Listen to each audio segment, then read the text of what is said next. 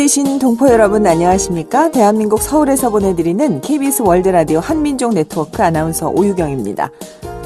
얼마 전 미국 로스앤젤레스에서 일본 전범기인 우길기 문양의 벽화가 한인 동포들의 항의와 비판 여론에 밀려서 사라지게 된다는 소식 전해드린 적이 있는데요. 이와 비슷한 사례가 뉴질랜드에도 있습니다. 한 박물관에 그려진 지도에 일본해로 표기돼 있던 것을 한인사회가 꾸준히 문제를 제기하고 오류를 지적하면서 동해와 일본해 함께 표기하는 것으로 결과를 이끌어냈다고 합니다. 동포들의 목소리가 묵직한 메아리가 되는 것 같습니다. 12월 5일 수요일 오늘은 뉴질랜드 현지통신원 연결해서 관련한 이야기 들어보고요. 재외동포재단에서 전하는 다양한 소식 함께 알겠습니다. 한민족 네트워크 출발합니다.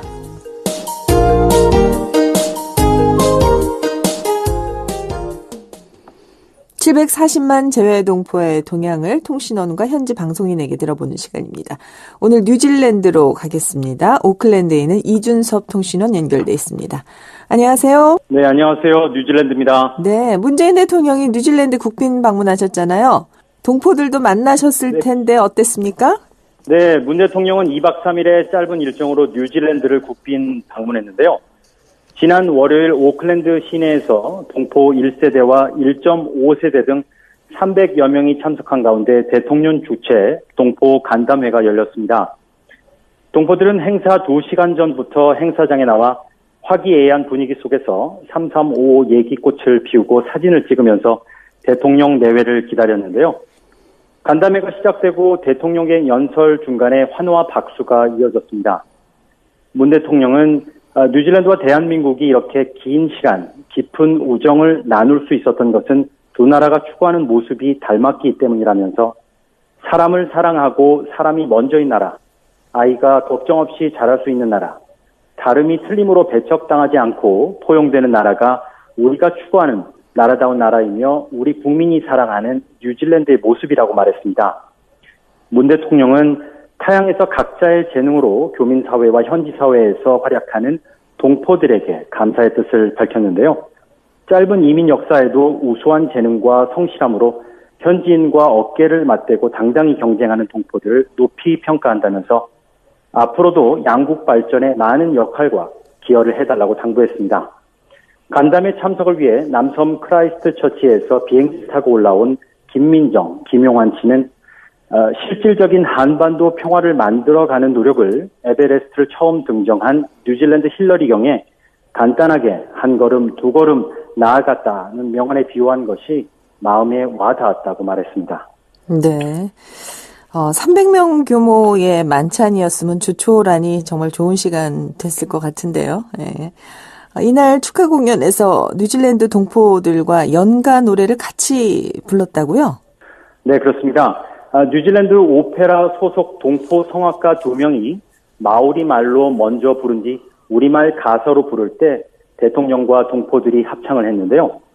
비바람이 치던 바다 잔잔해져 오면이라는 가사로 시작하는 연가는 한국 전쟁에 참전한 뉴질랜드 병사들이 전해줬다는 마오리족의 전통 민요인 포카레카레 아나가 원곡입니다. 아, 그랬어요. 번역하면 영원한 밤의 우정이라는 의미라는데요. 문 대통령은 머나먼 남반구의 민요가 한국까지 전해진 것은 한국 전쟁에 참전한 군인들을 통해서였다고 사연을 설명했습니다. 당시 뉴질랜드 전체 병력이 10,000명 정도였는데 그중 6,000명이 한국전에 참전해 우리를 도왔다면서 이분들은 지금도 가장 치열하게 전투를 치렀던 가평 지역 청소년들에게 장학금을 전달하고 있으니 참으로 고맙고도 끈끈한 인연이 아닐 수 없다고 말했습니다. 노래가 나오는 중간에 뉴질랜드의 한인들이라는 영상도 소개됐는데요. 1970년대 1세대의 정착과 최근 동포들의 활동이 파노라마식으로 소개돼 눈길을 끌었습니다. 이 영상을 기획한 정아름 씨는 말리 우정에서 새로운 미래로라는 간담회 주제에 맞게 동포들의 초창기 이민 모습과 차세대 동포들의 활발한 활동을 보여줌으로써 우리 모두가 뉴질랜드의 대한민국이라는 점을 강조하고 싶었다고 말했습니다. 네, 좀 감동적인데요. 전체 병력 10,000명 중에 6,000명이 한국전에 참전했다. 정말 두 나라 간에 어떻게 보면은 인연이 정말 깊다고 할 수가 있는데 두 나라 정상들이 회담을 가진 후에 공동 기자회견도 있었는데 그 내용을 좀 정리해 주시죠. 네, 문 대통령은 방문 마지막 날 제신더 아던 뉴질랜드 총리와 정상회담 직후 가진 공동 기자회견에서 양국은 서로 강점을 가진 뉴질랜드의 농업 분야와 한국의 건설 분야의 상호 투자 협력을 강화하고 보다 많은 사업을 발굴 추진하기로 했다고 말했습니다. 아던 총리는 한국어로 환영합니다라고 말한 다음 자신의 한국어 실력이 어떠냐고 되물어서 참석자들 사이에서 웃음이 나왔는데요. 네. 아던 총리는 문 대통령이 현재 한반도 그리고 영내 안보를 위해 기울이고 있는 노력과 역할을 매우 중요하다고 평가한다면서 한반도의 비핵화는 한국과 뉴질랜드의 공통의 목표라고 말했습니다. 뉴질랜드는 이번 문 대통령의 국빈 방문을 계기로 우리 국민들의 자동 여권 심사 시행을 결정했는데요. 워킹 홀리데이, 농축산업 훈련 비자, 전문직 비자 등 인적 교류 확대를 위한 제도 방안도 협의했습니다. 문 대통령은 지난 4월 우리와 뉴질랜드 사이에서 사회보장협정 최종 문안이 합의되었다며 조만간 양국에서의 연금 가입 기간을 서로 인정받게 된다고 말했습니다. 네, 그렇군요. 다음 소식으로 넘어가서 요즘 드론이 인기인데요. 자신이 직접 설계하고 제작한 드론으로 장애인들에게 도움을 주고 있는 우리 동포가 있다고요? 네, 마오리 말로 뉴질랜드 매를 뜻하는 카레아레아 드론 제작사의 류동현 씨가 바로 그 주인공인데요. 류 씨는 2년 전 드론 회사를 설립해 핵심 부품인 동체와 모터, 프로펠러 등을 직접 설계하고 제작해 전 세계에 판매하고 있습니다. 드론을 처음 만들게 된 것은 레이싱 드론에 푹 빠져있던 아들의 드론을 직접 만들어주면서인데요. 류 씨는 원래 자동차 디자이너였습니다. 영국과 스웨덴에서 공부하고 일본의 자동차 회사에서 고급 스포츠카를 디자인하기도 했는데요. 뉴질랜드 대학에서는 자동차 디자인을 강의하기도 했습니다. 자동차 디자인의 공기 역학적 설계를 바탕으로 공기 저항을 최소화해 엔진의 효율성을 높이는 등 기존 레이싱 드론의 취약점을 개선하는 창의적 설계를 할 수 있었다고 합니다. 류 씨는 얼마 전 독일과 미국의 하반신 마비 장애인으로부터 이메일을 받았는데요. 드론을 날리면서 걷지 못하는 장애를 극복하고 자유로움을 느끼게 돼 감사하다는 내용이었습니다. 네. 드론을 날릴 때 연동되는 고글이나 핸드폰을 통해 산과 나무를 살펴볼 수 있어서 마치 자신이 자유롭게 움직이는 느낌이 드는데요. 일반인들에게는 단순한 취미지만 장애인들에게는 자유로움을 느낄 수 있는 새로운 메신저가 될 수 있다고 느낀 류 씨는 장애인들에게 작지만 도움을 주겠다고 마음먹었습니다. 네. 그래서 인터넷에 가입된 회원 가운데 장애인 그룹을 따로 만들었는데요. 그들이 드론 제품을 구매할 경우 특별 할인 혜택을 주고 있습니다. 류 씨는 직접 통화해서 비장애인들이 대세인 레이싱 드론 스포츠에 장애인 선수를 후원해 많은 장애인들이 드론을 이용해 자유를 만끽하게 하고 싶다고 포부를 밝혔습니다. 앞서서 제가 오프닝에서 말씀을 드렸는데 한인사회 동포들이 오클랜드 박물관에서 잘못 소개되고 있는 동해 그 명칭을 일본해로 돼 있었던 모양인데 바로잡았다고요? 네, 오클랜드 박물관에는 마오리 역사와 문화를 생생하게 보여주는 마오리관이 있는데요. 네. 박물관의 핵심 전시 중 하나입니다. 이곳에는 마오리족이 태평양을 건너 뉴질랜드로 이동한 경로를 보여주는 대형 지도가 있습니다. 바로 이 지도의 동해 표기가 일본해로 잘못 표기되어 있었는데요. 네. 지난 10월 오클랜드 교민과 뉴질랜드 11개 한인회 그리고 영사관이 한뜻으로 동해 명칭 표기를 바로잡기 위해 노력했습니다. 네. 박물관 담당자에게 이메일을 보내고 전화를 걸어 영문 표기 오류를 수정할 수 있도록 했는데요. 웰링턴과 크라이스트처치 등 각 지역 한인회에서 동포들의 서명을 접수받았습니다. 오클랜드 분관도 박물관 담당자와 미팅을 했는데요. 며칠 전 박물관 측은 뉴질랜드 한인 사회의 명칭 오류에 대한 사과와 함께 수정 오류를 반영하기로 결정했습니다.